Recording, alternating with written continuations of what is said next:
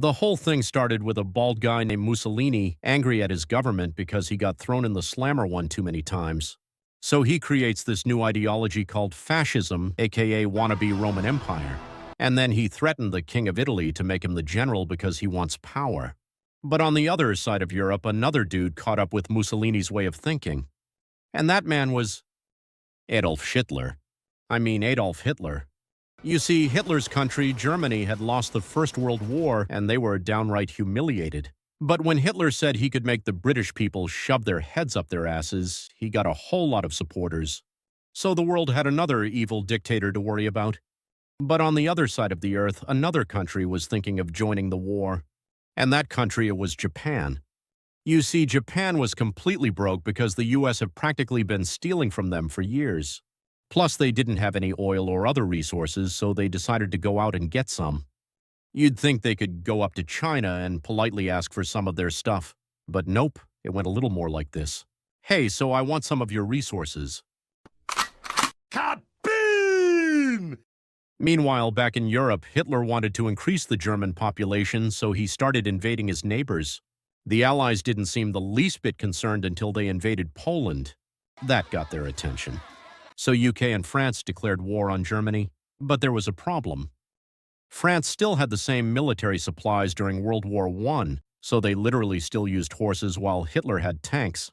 Then they found out other countries in Scandinavia were supplying Hitler with metal and stuff, so the Allies blocked all trade routes from the north to Germany.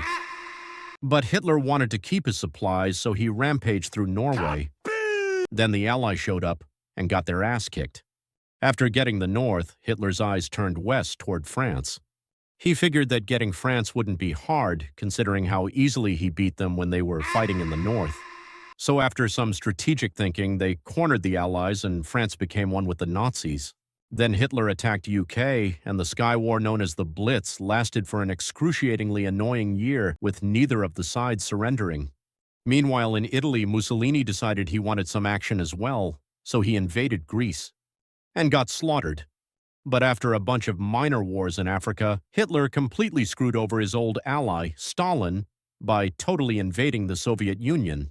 They made it all the way to Moscow, but then the winter came, and unluckily for Hitler, Stalin's army were trained to fight in the freezing snow, so they were already being pushed back. Meanwhile, on the other side of the world, Japan wanted to invade more countries besides China and decided to invade Indonesia and the Philippines. But before they did that, they made sure to remove the threat in case the US tried to defend them. So they totally bombed Pearl Harbor in Hawaii. But that was a really stupid move because they didn't attack any of the major areas in the naval base, so they would be ready for war real fast. Japan thought they won, but now they had the United States as their enemy. But Japan still marched all over Southeast Asia, invading countries left and right. They took Hong Kong and the Philippines, Singapore, and got all the way to Australia. Meanwhile, back in Europe, it turns out Hitler hates Jews. So he sent them all to prison camps where they had to live out the Shawshank Redemption experience. But then Hitler wanted to achieve the same goal as Japan. Get the oil. And in South Russia, there was a lot of oil, so that's where he headed. But the Russians managed to surround the German army in a circle and squeeze them in. And they begin shoving the Germans out of Russia. And things weren't looking so good for Hitler in Africa as well.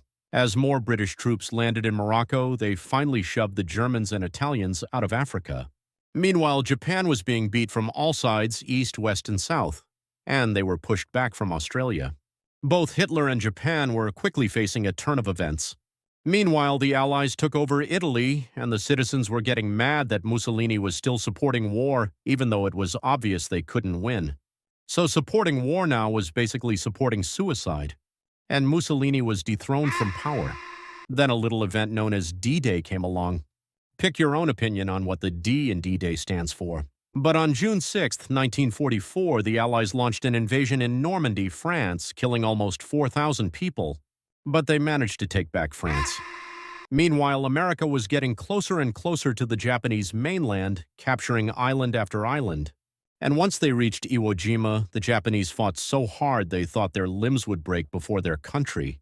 Meanwhile, Germany was being pushed in from all sides. And Hitler was desperate for an escape, so guess what he did?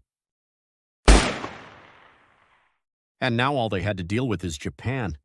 But luckily, they had a very efficient way of doing it.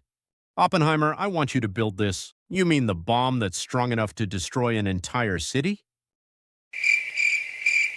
Yeah, that.